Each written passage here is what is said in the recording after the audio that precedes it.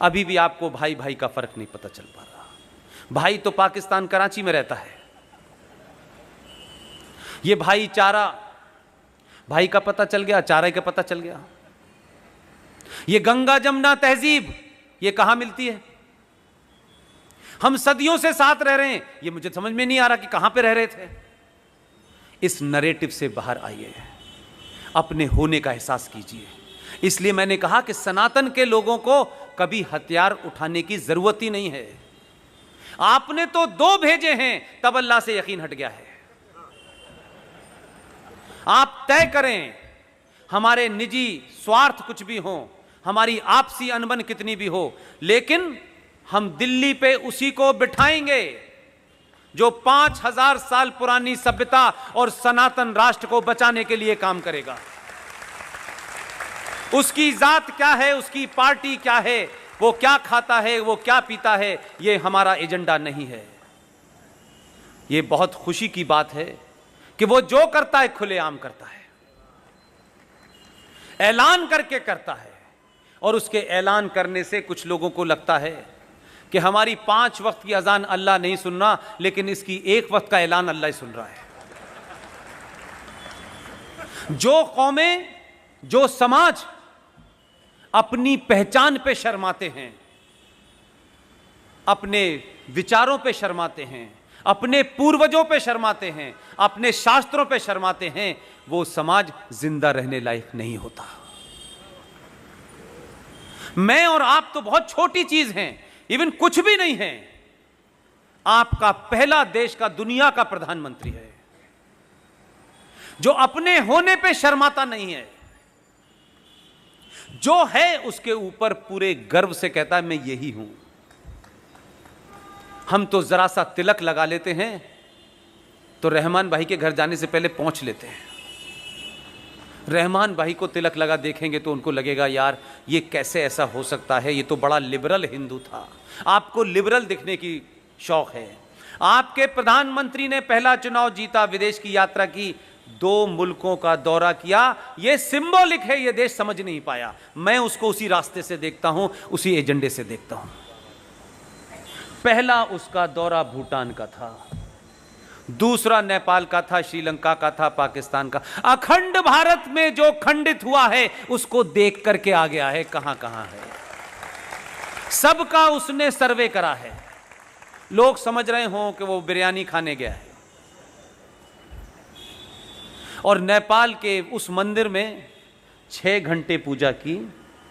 ये बात मैं किसी एंगल से नहीं कहना चाहता, मैं ये कहना चाहता हूं कि भारत का प्रधानमंत्री इस समाज में जहां लोगों को प्रधानमंत्री और राष्ट्रपति बनते ही टोपी लगाने का और हरा रंग का डालने का शौक हो गया था, नेपाल के मंदिर में 6 घंटे पूजा करने के बाद बाहर निकला, गेरुआ वस्त्र पड़ा था, गले में रुद्राक्ष थे, लंबा सा तिलक था।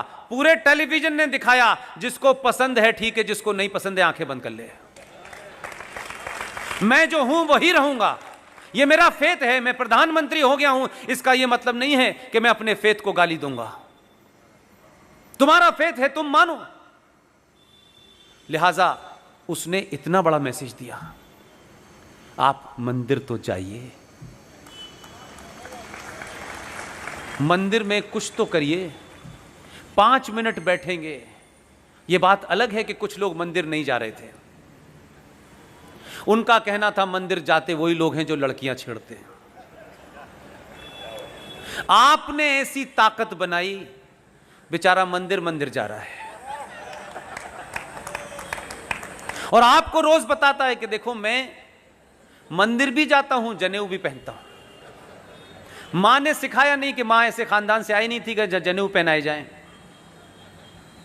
तो जनेऊ वो कभी कुर्ते के ऊपर पहन लेता है, कभी सीधे हाथ पे लेता है, कभी उल्टे हाथ पे लेता है। इस समाज ने जरा सी जागृति में, समाज नहीं, आपने राजनीति का पूरा एजेंडा ही बदल दिया। इसलिए आपके प्रधानमंत्री ने बहुत काम जो साइलेंटली किए हैं उसकी चर्चा हम नहीं करते हैं, वही बहुत बड़ी बात है। एक छोटी सी घटना है, हम सब भूल गए होंगे। वो फर्स्ट टर्म में जब आए थे तो एक काम उन्होंने किया था, उन्होंने कहा कि आप किसके बेटे हैं? यह सत्यापन, यह अटेस्ट कौन करेगा कि मेरे पिताजी का नाम स्वर्गीय बलदेव प्रसाद है, मैं उनका पुत्र हूं? इस सच्चाई को दुनिया में अगर कोई जानता है तो मेरी मां जानती है कि मां के अलावा नहीं पता हो कि मेरा पिता कौन है। मां ने जिसको बता दिया है ये तुम्हारा पिता है, हम पिछले कई सालों से उसको अपना पिता मानते हैं। मेरी मां जीवित है। ये जो कहा गया कि आप किसके पुत्र हैं, आप अपना एफिडेविट दें, आप अटेस्ट करा के लाएं कि आप किसके बेटे हैं, तो ये डीएम साहब को कब पता चला कि मैं किसका पुत्र हूं? वो कहां खड़े होकर देख रहे थे? ये मजिस्ट्रेट को कैसे पता चला? ये अंग्रेजों ने आपको ह्यूमिलेट करने के लिए प्रथा चलाई थी कि अंग्रेज अफसर बताएगा कि आप किसके पुत्र हैं। उसको क्या पता मैं किसका पुत्र हूं? ना मेरे बाप को देखा, ना मेरी मां को देखा।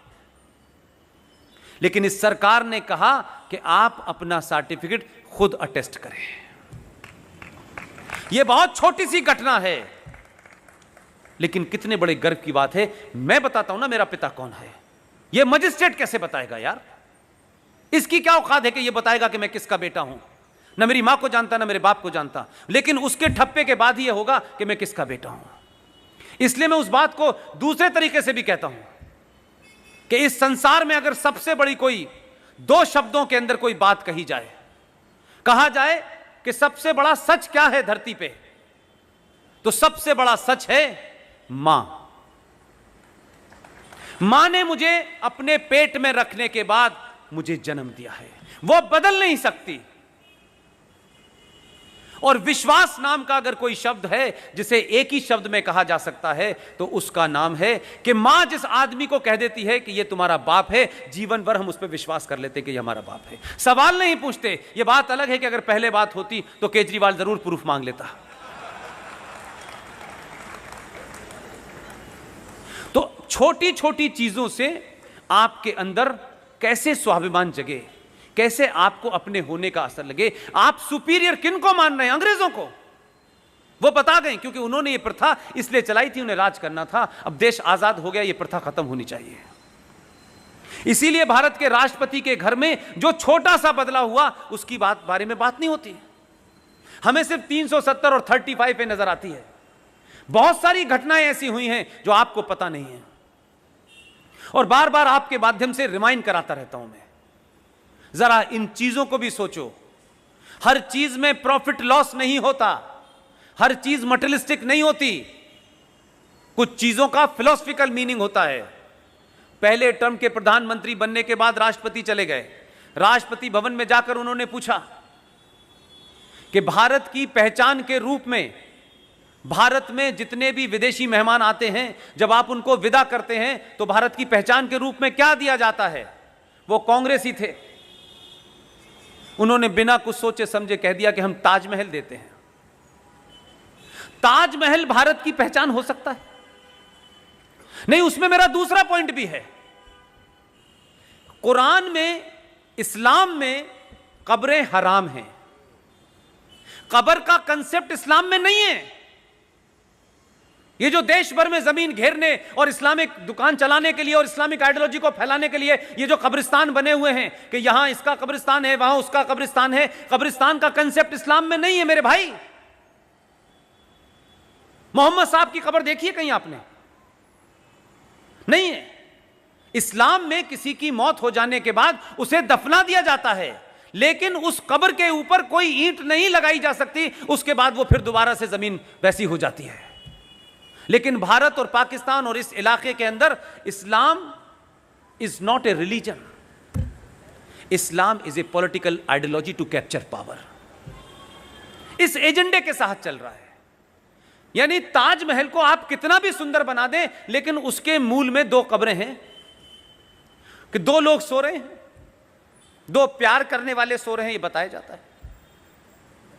उस कहानी पर नहीं जाना चाहता कि वो प्यार था क्या था, मैं नहीं जानना चाहता, वो मेरा इशू नहीं है।